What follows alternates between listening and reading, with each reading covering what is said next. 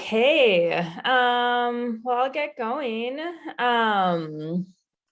So we're kind of coming off the heels of our last couple contract trainings. Well, I should say one contract training and one panel discussion that we had last week.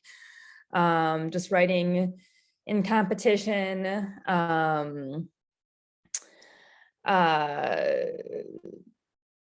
strategies to write in competition, questioning the need for writing in competition.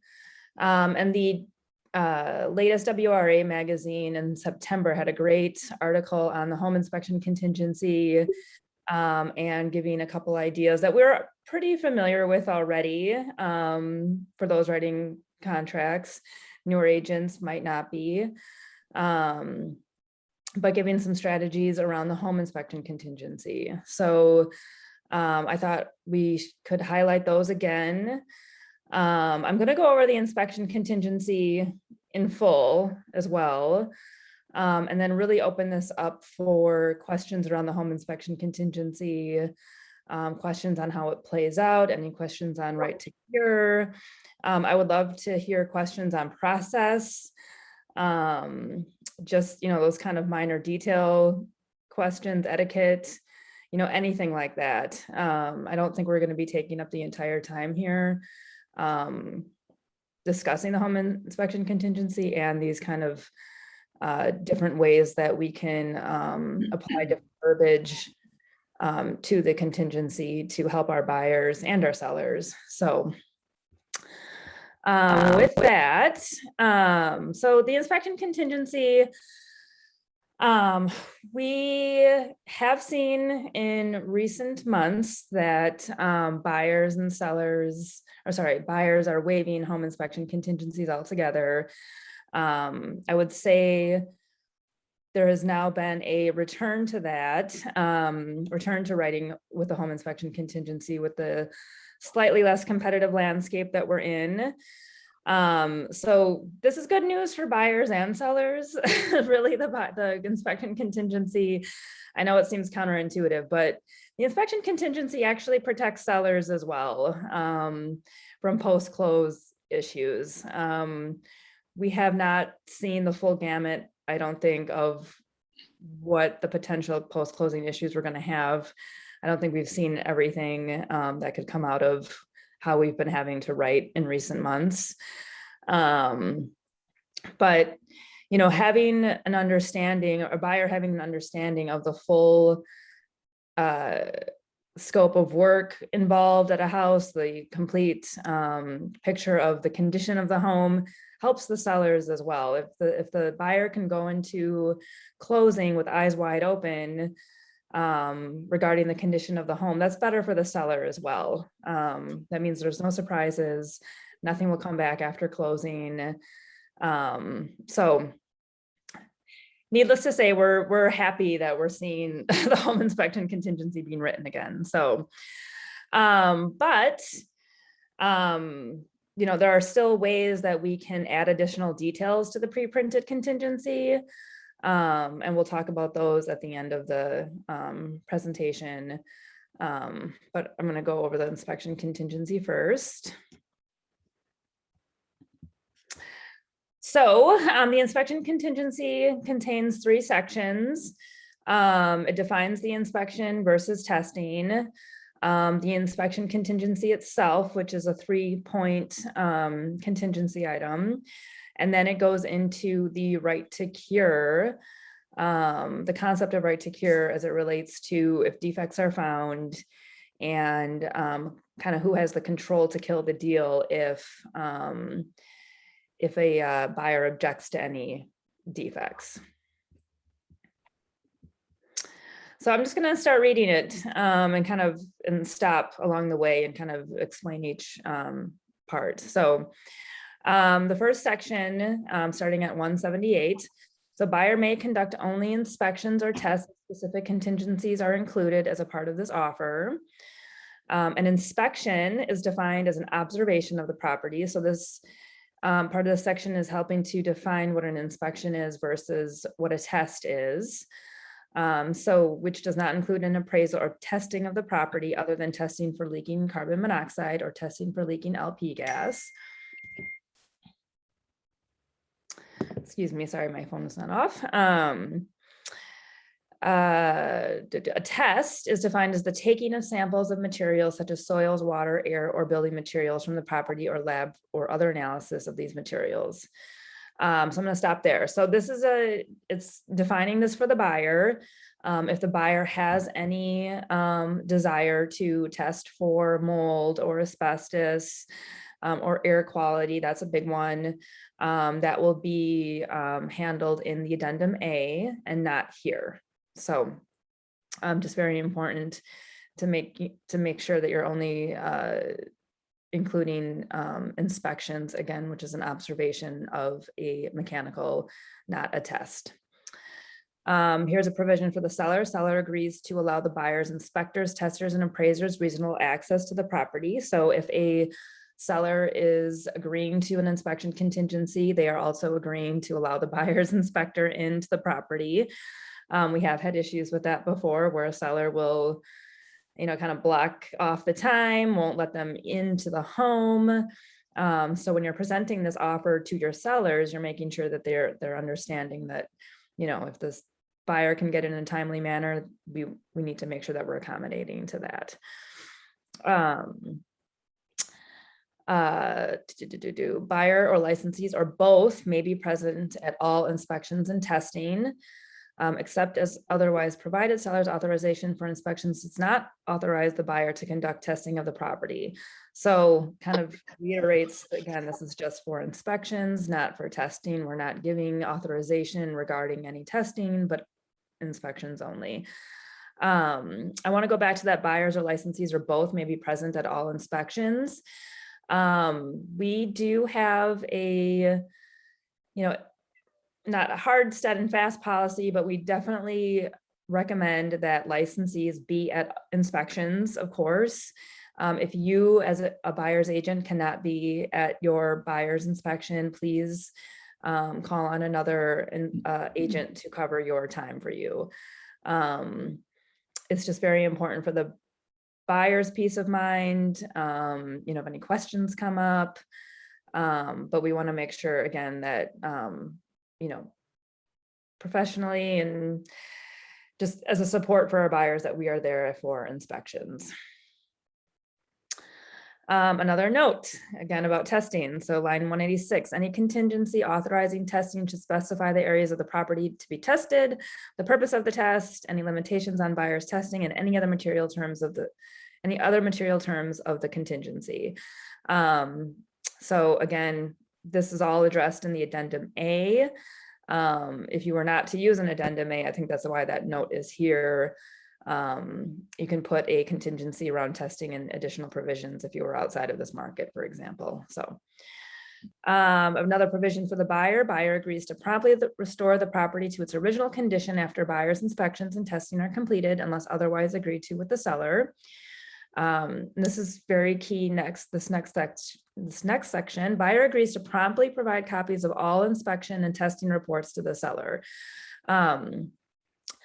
So once you receive that inspection report, as the buyer's agent, the expectation is to forward that on to the listing agent promptly. Promptly is not defined in here. There's no, it has to be within 24 hours. But there are some agents out there who feel that it's best to wait to send the inspection report once they are sending the buyer's requests for repairs. And, Joni and I just are of the opinion that it's not good to wait to send an inspection report. We want to give everybody ample time to read these reports. They are long. Giving everybody as much time to review these reports as possible is just professional, courteous. So once you receive that report, you don't have to know exactly what the buyer's position is on anything, but we feel it's necessary, courteous to just forward that report onto the listing agent right away. And then you can circle back on requests, amendments, discussion about anything found. So there's also opinions that because the buyer paid for the inspection report, that the inspection report belongs to them. That is not the case. The seller, as the owner of the home, is entitled to all reports, estimates, inspection reports on their home. So, hey, Steph, I have a yes. question on this real quick. So I am actually just had so I'm the listing agent on this for this one, and the buyers had an inspection, weren't asking for anything. And so when I asked the buyer's agent for a copy of the report, they kind of said that line of like, oh, because we're not asking for anything, I don't have to give it to you. And so I understand that's not correct, but I'm just like, in an otherwise like smooth transaction, I don't know how much I want to like argue with him on something like this, or like if then the sellers are indifferent to whether they actually get the report or not, especially since. Well, for our compliance review, though, we need it. So as part of our insurance requirements, our E&O insurance requirements, we do need copies of the inspection reports. If there's any post-close disputes, that could mean the difference of you having to pay the full deductible, for example. So Yeah, well, I did talk to Kimmy about this briefly, and she was like, her suggestion was like, like at kind of like, yeah, like we should have it, but like you can also like write some note that like the buyer's agent refused kind of thing. But like, yeah, I guess because this is like the third time this has popped up too, because like it just popped up in my like continuing ed thing too, and I'm just like, I like it's I don't know if I'm just not like confident because I'm like a lot newer than this other agent or whatever, but like I just, yeah, so it seems like it's just worth kind of like noting, in line 191 or whatever, that like, yes, I mean, I would say It just quote the line to I would refer to the contract and say, the line such and such. Yeah. Okay. And then if they still refuse, then you've got it documented in email. You can take a screenshot of that or make a PDF of that and give it to Kimmy. But we just need to show efforts that we're trying to obtain it. Okay. So fair enough. Thank you. I know it's like the weirdest, like I was just like, and otherwise an extremely smooth transaction. I was like, why is this the sticky point? I know. And it really shouldn't be a sticking point. I mean, right. As listing agents, I mean, sellers don't necessarily want to receive it, but. Well, that, yeah, I think that's kind of, because I asked them, after the agent kind of was just like, oh, I don't have to give it to you. And I was just like, well, because at first I was just like, oh, if they really want it, then, if I'm representing them, but then they were kind of like indifferent, being like, so, but then I was like, okay, well, yeah. All right. But thank you. I appreciate it. Yeah. And just keep it black and white, you don't have to, it doesn't have to be a point of argument, just, per the offer, you are entitled to have the copy of the inspection report. So, okay, any other questions? Okay. Last line, seller acknowledges that certain inspections or tests may detect environmental pollution, which may be required to be reported to the Wisconsin DNR. So that's just a provision for the seller, making sure that they understand that some results may be shared with necessary parties. Okay, I'll get into the fun stuff. The second section of the inspection contingency, so in our offers lines 193 to 215, get into the contingency itself. So now we've defined it for our buyers and sellers. Now we're getting into the meat of it. So on line 193, you'll mark an X. This contingency authorizes inspections, not testing. Said it one more time. And it's a 3-point contingency. So line 194, this offer is contingent upon a Wisconsin registered or Wisconsin licensed home inspector performing a home inspection of the property after the date on line 1 that discloses no defects. So, we're not relying on inspections that have happened prior to this. It has to happen after the date of the offer. And it does need to be done by a licensed home inspector. in the state of Wisconsin. So it cannot be Uncle Joe, who's really handy. And we get that question too. So then the second point is starting on line 196, this offer is further contingent upon a qualified independent inspector or independent qualified third party performing an inspection of, and then here you're going to list additional property components or areas that you know that the buyer would like to see inspected right away.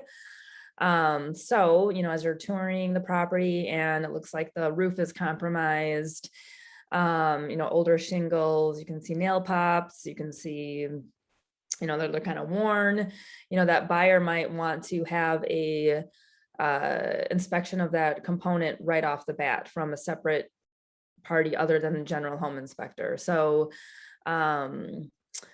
so you would list that here so that you have the ability to, and the authorization to order that that inspection on that roof right away. If not, then that's kind of where it leads into line 3 pretty easily. So the buyer may have follow-up inspections recommended in a written report resulting from the authorized inspection. So if you don't list anything on lines 197 and 198, then you do need to rely on the general home inspection to make that recommendation of having that follow-up inspection. So if you wanted that roof inspected right away, and you did not list it in lines 197 and 198, you are technically not authorized to have that. You would have to rely on the home inspector to call it out for you. Where this kind of is meaningful, well, for a number of reasons, but if you are running on tight deadlines and you want to make sure that you are getting inspectors in as fast as you can, I would definitely be writing those additional components on that line right away so that you can line up those contractors right away. You know, sometimes, you know, you're not getting this report until, you know, well into the home inspection period. And if you're relying on that home inspector to call it out, then you've got still another 24 to 48 hours before that roof inspector could be called, for example. So just in the interest of time and meeting those deadlines, I would put in those components right away. For the seller, this is meaningful. A lot of times we get questions on sellers refusing follow-up home inspections.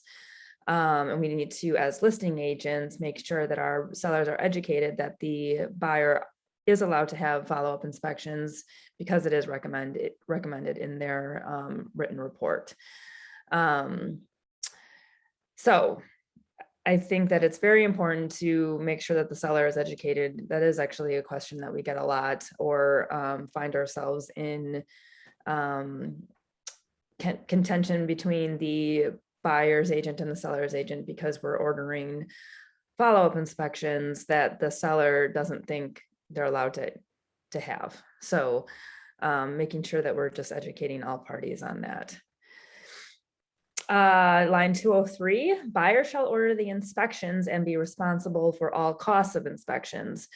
So this is definitely a point that I bring up in buyer consultations, you know, when we're going over expectations on costs of, you know, the cost of making an offer on a home. You know, general home inspection, you know, usually I quote like $350 to $500 depending on who the inspector is. But if they want to have follow-up inspections, you know, 9 times out of 10, I would say, you know, the contractor is willing to come out and just provide an estimate and their opinion in the hopes of getting some, you know, work out of it eventually.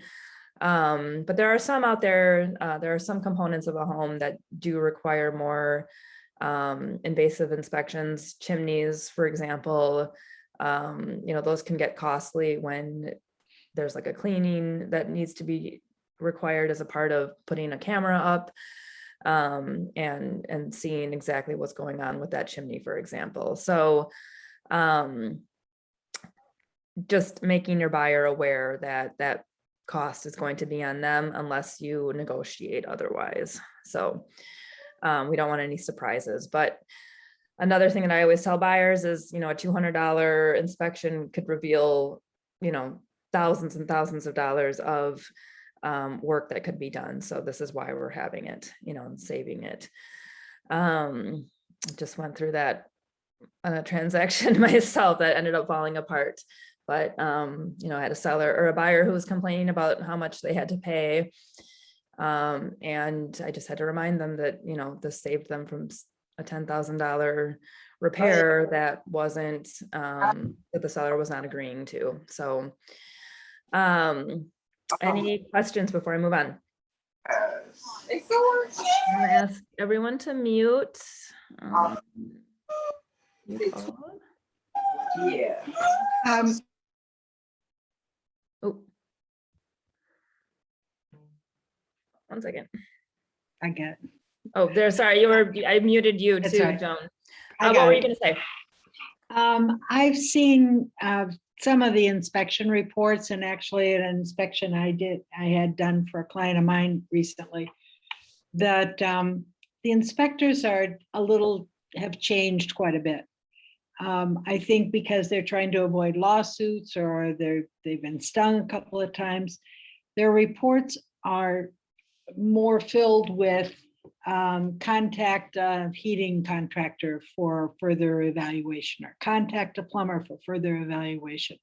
And they just rapidly throw these lines into the report and don't give their opinion. They always refer it to somebody else. And that is a change in the way inspections used to be done. The inspector, the general inspector, was to look into these things, and unless there really was a complication that it was above his intelligence or experience. But I find a lot of inspectors, if you have an inspector doing that and recommending that you get a follow-up, I would press that inspector a little bit more and say, but I would like your opinion in this report. I'm paying you for your opinion. I'd like your opinion for it, or get good recommendations for inspectors that do thorough inspections and don't pass things off. So that's my little cranky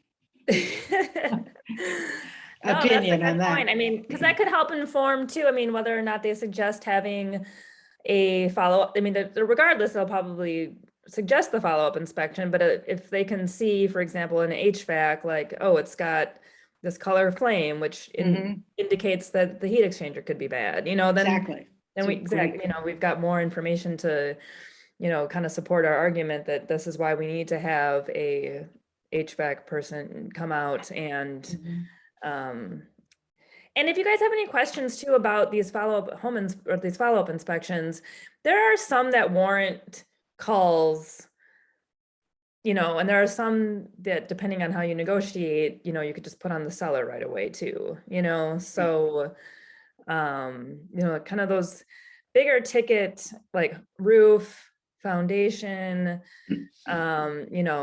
sometimes electrical inspections are ones that, as a buyer's agent, I definitely want to make sure that we're calling our own people on.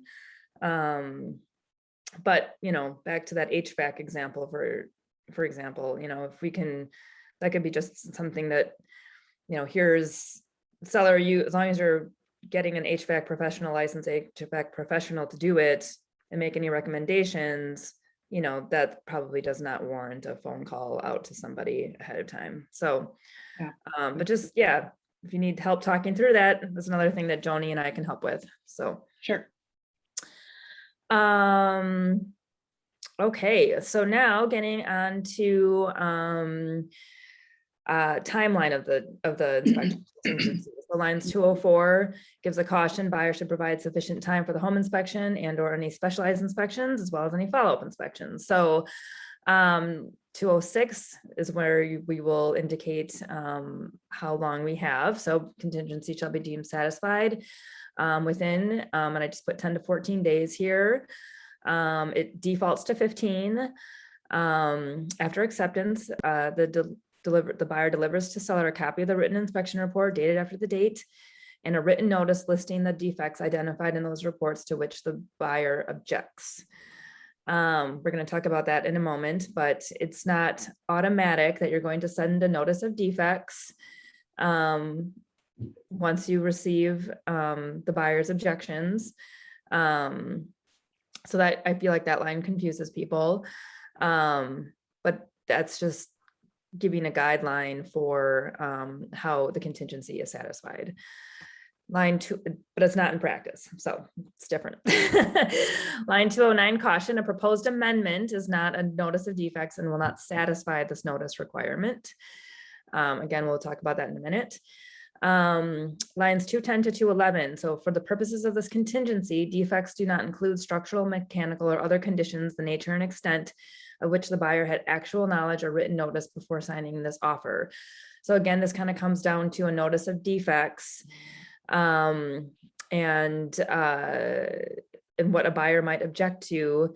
So these, so the defect is defined in regards to a notice of defects. Anything that that is new to the buyer, that was revealed during the inspection report. But if it's something that they had learned about on a real estate condition report, for example, and I'm going to keep going. If it's something that they learned on the real estate condition report, they, per the offer, cannot name that on a notice of defects, unless the nature and extent of the issue was much greater than what was indicated on that real estate condition report. I think we had a whole separate training on that line just to itself, or part of a bigger training, I should say.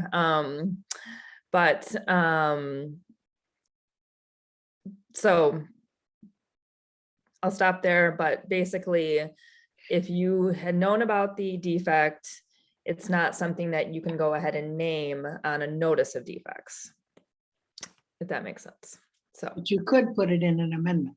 yes, there's nothing stopping anyone from requesting anything at any time as part of the inspection contingency, or really in the offer at all altogether. Then on line 212, it goes on to define a defect. So defect is defined on lines 445, means a condition that would have a significant adverse effect on the value of the property, would significantly impair the health or safety of future occupants of the property, or if not repaired, removed, or replaced, would significantly shorten or adversely affect the expected normal life of the premises. So this is the definition that the home inspector is following. And now in their reports, they are required to define a defect and lump those compromised mechanicals or components of the home that they feel is a defect, and list that in their home inspection reports. So from there, now we've got our home inspection done. We've got follow-up home inspections done. We have what the buyer is requesting, the buyer's concerns now. So now we move into a negotiation phase of the home inspection period, and right to cure. So right to cure is a very difficult concept in our contracts. I would say it's one of the two concepts that is hardest to kind of wrap your head around until you start practicing, then it kind of makes more sense. But the right to cure defines who has the power to kill the deal if a notice of defects is served. So if we are, I'm going to just make up an example. So if we've got a buyer who has concerns about a roof and a foundation and some electrical components, their first line of attack is going to be to attempt to negotiate via an amendment with the seller and ask for those repairs to be done. So, Mr. Seller, I want to see a roof replaced. I want to see a foundation crack fixed, and I want to see these minor electrical outlet wiring issues fixed. If buyer and seller cannot come to an agreement via an amendment on how those issues are to be handled, seller disagrees that they're going to fix any of those things, then it comes into the buyer's court to decide whether or not they're going to serve what's called a notice of defects. So if they choose to serve a notice of defects and the seller does not have the right to cure, this is the easier part of this concept. If the seller does not have the right to cure and the buyer serves that notice of defects, then the offer is automatically null and void. And the buyer has the power to kill the deal just from the simple delivery of that notice of defects. Using that example, they are not comfortable moving forward if that seller is not agreeing to fix those things. So they're going to say, okay, then I'm out. I'm not comfortable moving forward on this property. I'm not comfortable moving through this transaction. So I'm going to kill the deal. Seller does not have the right to cure. I'm out. Buyer's power to do that. On the flip side, a slight power shift can be given to the seller, and the seller having the right to cure means that if that same notice of defects is sent to the seller, now it's in the seller's power to determine whether or not they're going to kill the deal. So that roof and foundation and electrical components, at that time during negotiations, the seller did not agree to fix any of them. So now their hand is forced, and they're going to receive this notice of defects. And now the buyer is essentially saying to them, okay, you didn't agree to doing it when I had requested. Now I'm going to force you to do those things or let me out of the deal. So now I've received this notice of defects as the seller, and now I have to say, well, wait a minute, now the market has changed and maybe I do want to keep them in this deal. I'm going to fix the roof and the foundation and the electrical components now and keep that buyer in the deal. And the buyer has to stay in the deal. Or now they can still hold strong and say, I'm willing to wait for that other buyer who's not going to care about the roof, the foundation, or the electrical wiring. And I'm going to let the seller, or I'm going to let that buyer out of the deal now. But it's a slight power shift. In competitive situations, it is more advantageous to give the seller the right to cure, because it gives to give them that power and peace of mind that they have the power to kill the deal or not, is obviously more advantageous for the seller.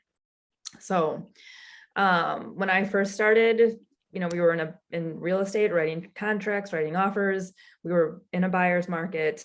I will fully admit, I did not have a good sense of how the right to cure worked, because we never had to give the seller the right to cure. It was, the conversations were always, if you're not comfortable, Mr. Buyer, you'll be able to just exit the deal if there's something large enough that you're not comfortable with.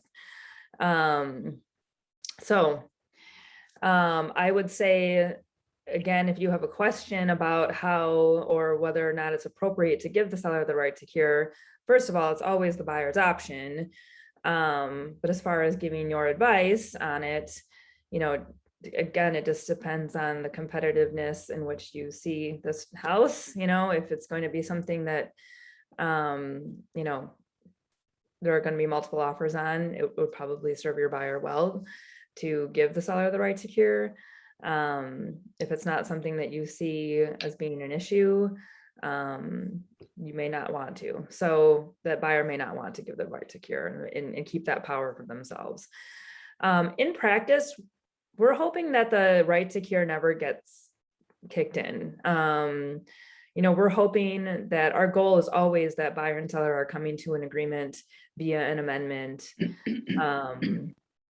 and coming to a meeting of the minds that way.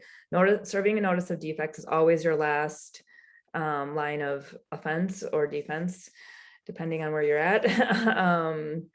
We we don't necessarily want to see a notice of defects being delivered if we can help it.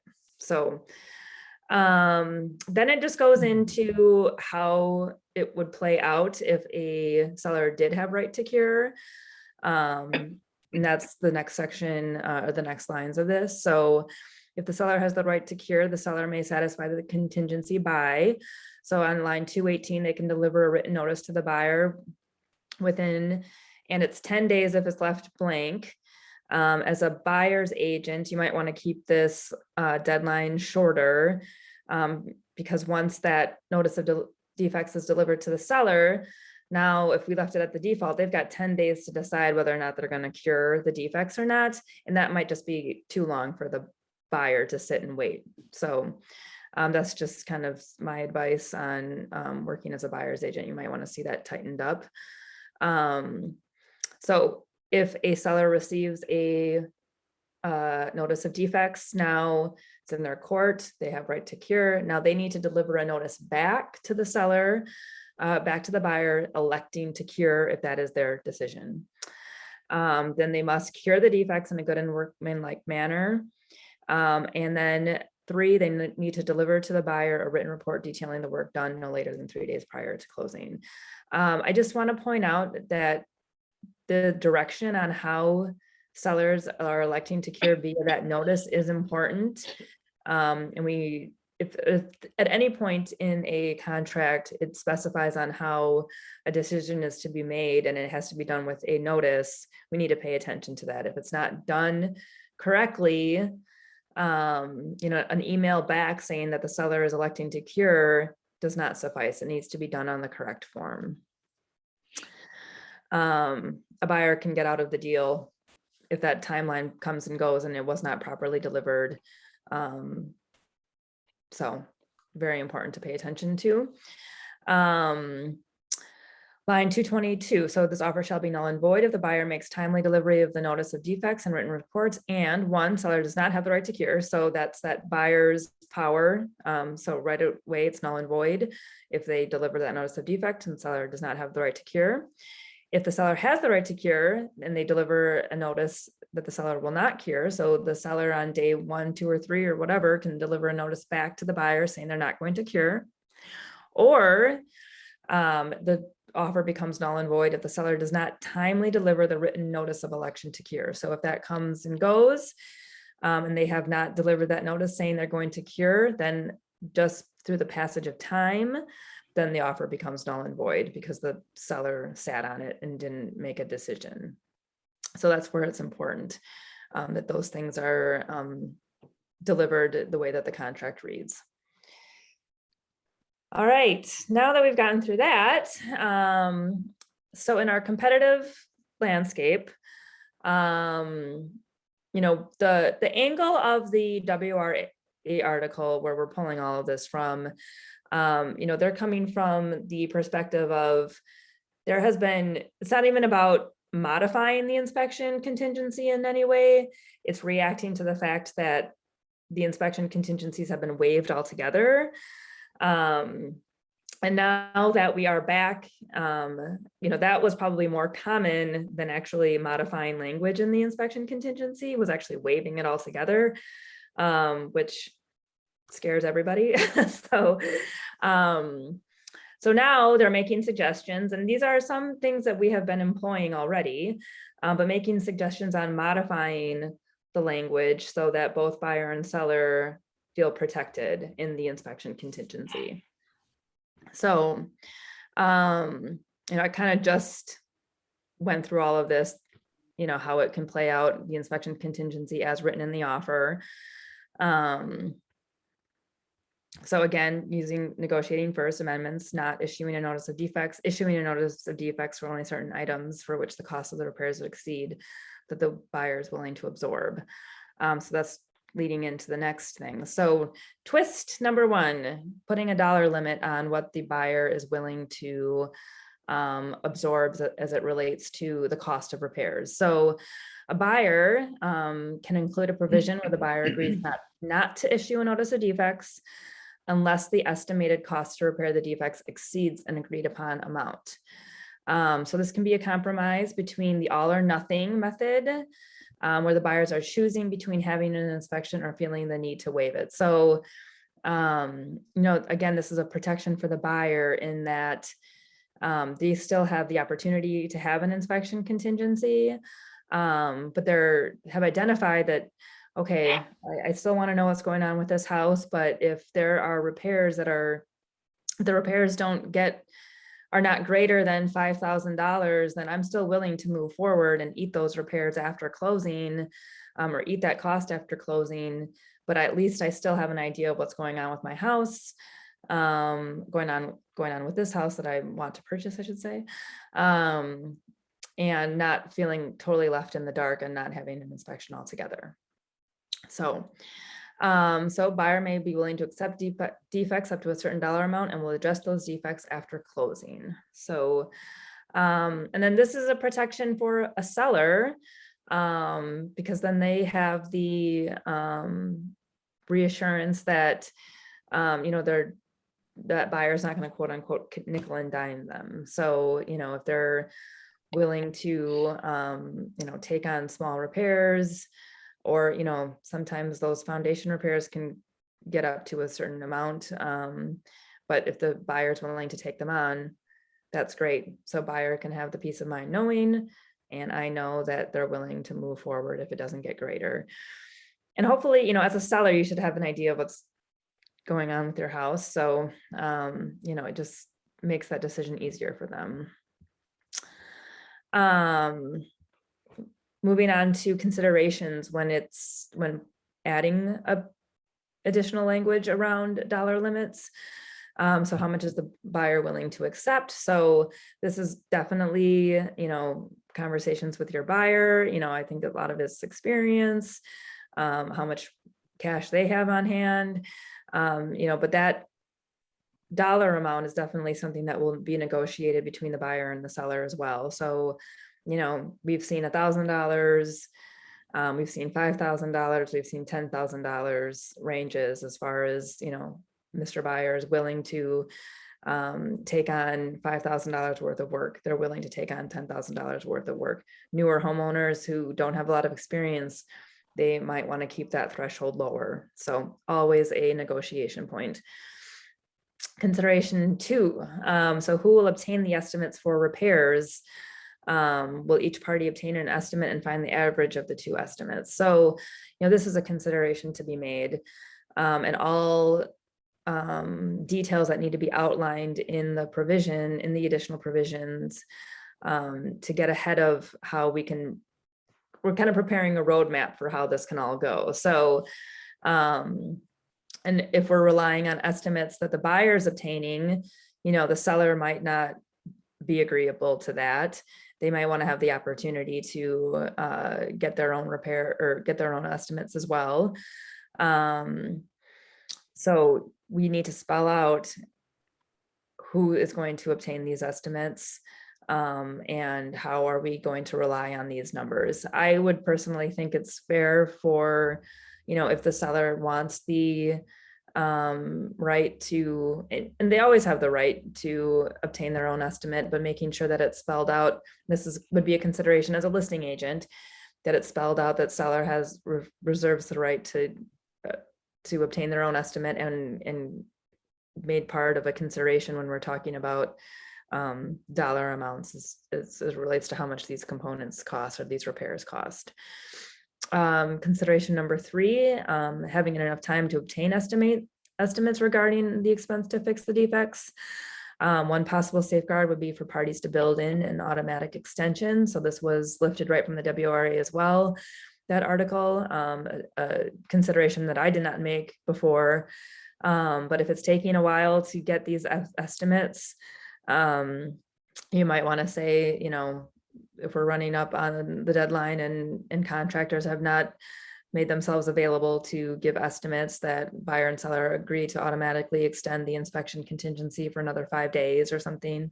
You could make that consideration and build that right into this as well, versus coming to a point where you're on, day 10 of your 11-day contingency and you still haven't found anybody. And now there's you know, a seller who's not agreeing to extend the contingency to help that buyer out. So as a buyer's agent, you'd probably want to see that built in there to help protect your buyer in case that comes up, because then you're scrambling. So,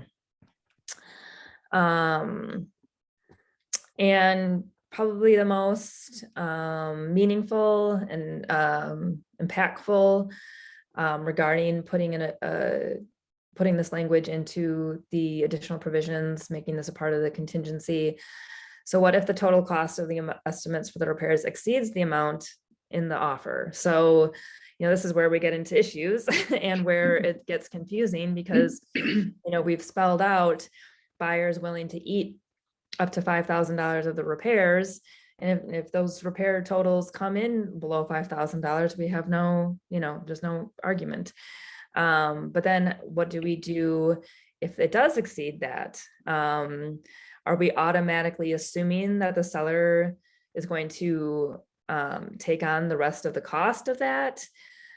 Is it automatically assumed that the buyer is going to take on that $5,000, or does it give them the out to, even if they've crossed that threshold to $6,000, does that mean that they're on the hook for $5,000 and then, you know, asking the seller to take on the rest? So all of that needs to be built into this language. So again, is it clear that the buyer will automatically absorb the initial threshold amount, and is the seller responsible for the remainder? Is the buyer able to negotiate for all the defects to be repaired via an amendment? So we've gotten over this threshold of, and I'm going to use $5,000. We've gotten over that now. So what are the buyer's options? The buyer can still always request for anything from the seller. Seller still has the ability to say yes, no, or some of it. You know, acting in, I think what a listing agent might have an issue with is, you know, is that buyer acting in good faith if they have, you know, requested for all of these repairs to be fixed, even though it's not much over that threshold. You know, is it automatic that the seller has the option to eat the rest of the cost of the repairs? So all of that isn't necessarily clear in an offer. What we've given the buyer the ability to do is to have the ability to negotiate, or have the ability to serve that notice of defects once it has crossed that limit. So it kind of, we're always going to have to rely back to how the pre-printed language is stated once that buyer has the ability to serve the notice of defects. So unless it's again spelled out otherwise, we're going to be relying back to how that right to cure language reads. So if the seller has the right to cure and the buyer issues a notice of defects, the offer should clearly state what happens if the estimates to repair the defects exceed the threshold. So if the offer is specified that if the buyer issues a notice of defects because the amount exceeded the threshold agreed to in the offer and the seller is electing to cure, then the seller must cure all of the defects. But if the parties agree that the seller only has to cure defects above the buyer's threshold, the parties will want to specify who gets to pick which defects the seller cures. So again, this is all going to be coming down to whether or not a notice of defects is served or not. So it just needs to be spelled out clearly on what the buyer's rights are in terms of that notice of defects. So kind of going back again, so if the offer specified that the buyer is able to issue a notice of defects because the amount exceeded that threshold, then the seller is electing to cure, then the seller must cure all of those defects. But if the parties agree that the seller only has to cure defects above the buyer's threshold, then the parties will want to specify who gets to pick which defects the seller cures. gets really confusing. So if it comes down to this, we'll want to have conversations with Joni or I. But basically, again, they're just all considerations that you're going to want to make and kind of build that roadmap for how we can let the contingency play out if that notice of defects is served. Moving on to twist number 2. There's not as much time spent on this one. I personally have not been seeing this being given an option in our offers. I mean, I haven't seen it yet. Doesn't mean it hasn't been happening. But sometimes a buyer can just agree not to object to certain defects in the offer or as a result of the inspection report. So how it would work is, let's say I think the example given in the article was a roof and a compromised HVAC system. So if you're showing the home and you can see that the roof is older and the boiler looks older, if you're in competition, you can communicate to the seller, well, I know that the boiler is older, I know that the roof is older. If anything comes up on inspection, I will not object to those issues if those come up. I mean, they're likely going to come up, but I will not object to that since I know about it already. But then that also that gives the buyer the right to object to any other defects named besides the 2 that they've communicated in that offer. Considerations for you as a buyer's agent is just cautioning the buyer that a condition could be worse than expected. So nature and extent could be greater than what was named on a real estate condition report or what they see with their own eyes. So going back to that roof example, so maybe after closing, if that roof gets replaced by the buyer, they knew they had to take on that roof, but they were not aware that as a result of a roof leak, it caused a bunch of mold in an attic, for example. So now they're taking on that repair as well. So this is just, conversations that you're going to want to have with the buyer if you decide to take this route.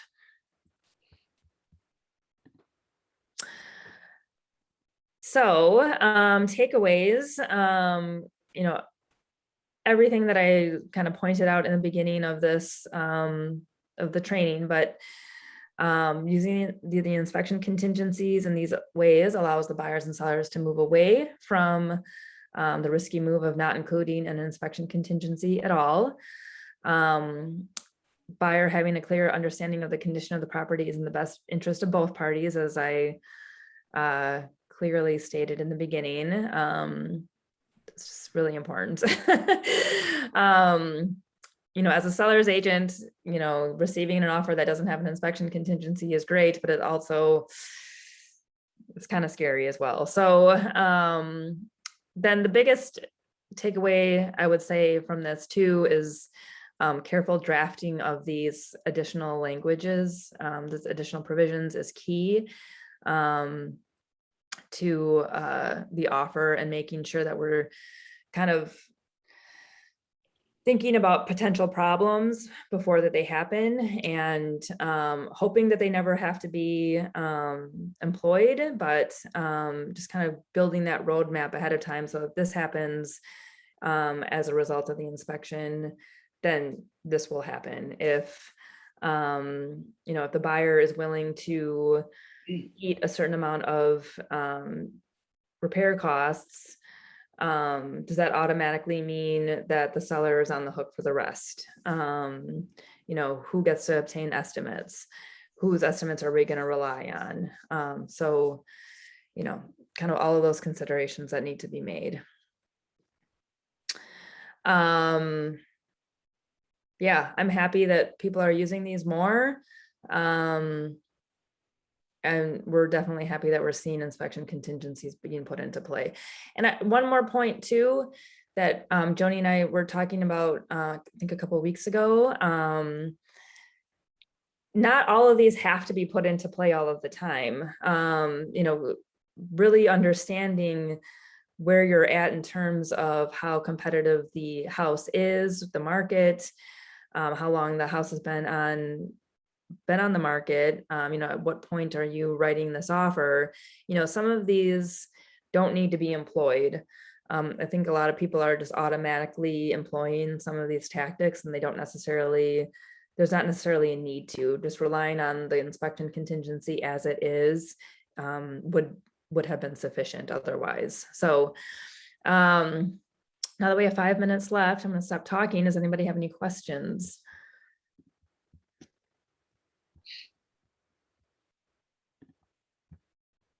No? I have one that's kind of, well, it's kind of like a tiny one, but just kind of following up on the like buyer and licensee have like the right to be at an inspection with the inspector, but I feel like the like quintessential like buyers, first time home buyers dad comes with them too. So is that like not an acceptable person to be there? The buyer's entourage, as we call it. Yeah. No, they can be there. They can be there. The buyer has the right to bring them if they want. Yeah. Okay. Yep. I think it's more just kind of addressing the fact that it's not assumed that the buyers, or it's not a contractual obligation to have the buyer's agent or a licensee there. That does not happen. Okay, I got you. Yeah. Yeah. So. But an inspector is considered able to be there with the client without the agent. But I would say good practice means if it's your client having an inspection, you should be there. Yeah, I was more just looking to be like, oh no, don't bring your dad who's gonna point yeah. out everything. Well, it won't, it We wish doesn't we could usually say turn that. out well. I Yeah. know. But father knows best, they say. Yeah.